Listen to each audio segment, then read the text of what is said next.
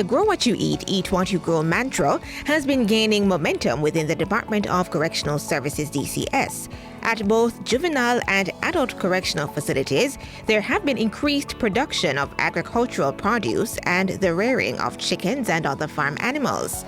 This in an effort to make the DCS become self-sufficient in food production for inmates. We visited the Tamarind Farm Adult Correctional Center, where 2 new broiler units are being constructed to house approximately 9,000 chickens. This is facilitated through a public-private partnership with Nutrimix Feeds, where approximately 6 flocks of chicken will be produced each year. Minister without portfolio in the Ministry of National Security, Senator Matthew Samuda, says the partnership is important to the DCS achieving its food security objective. The fact is, we're clear that we need to improve nutrition for our inmates while reducing long-term costs on the taxpayer. So this is the result of those 2 objectives coming together as one. In addition to broiler units, a tractor was handed over to the Department of Correctional Services and will be used to cultivate several acres of lands across all adult facilities. On average, we have about 70 acres that we could certainly put our tractor to good use. Level land that we will get into production of sorrel, our pumpkin, our callaloo, and other items. As we farm what we utilize within our inmate population. With this tractor, it signifies to the country that we're taking our capacity to feed ourselves more seriously.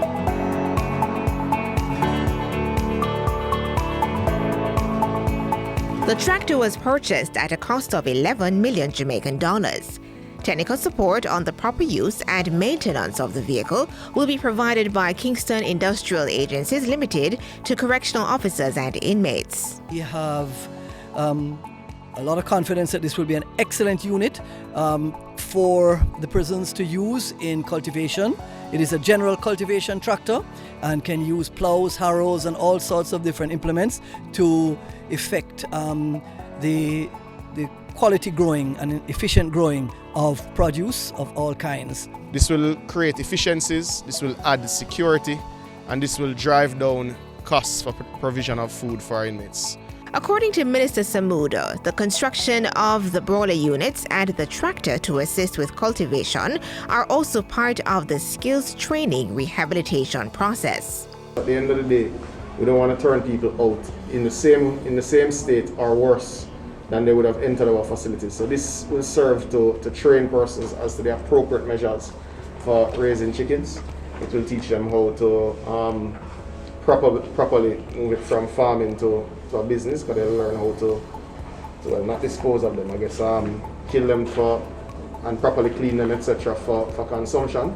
So this is, I think, is a major step in the right direction, and it's an example that when we come together in the public and the private sector, what can be achieved, because this will go to the benefit of the entire prison system, and we're very happy about that. With that encouragement, the Department of Correctional Services continues to move closer towards being self-sufficient in food production.